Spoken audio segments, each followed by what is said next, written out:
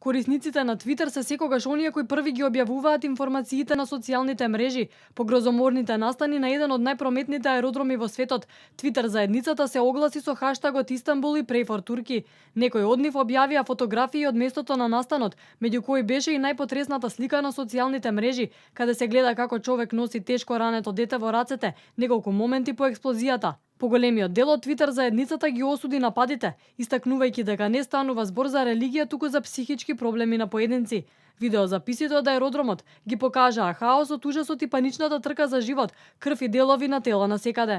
Во нападот на тројца бомбаши самоубици на меѓународниот аеродром Кемал Ататурк загинаа најмалку 40, а повеќе од 250 луѓе беа повредени. Терористите најпрво пукале од автоматско оружје, а потоа активирале експлозив кој го носеле со себе.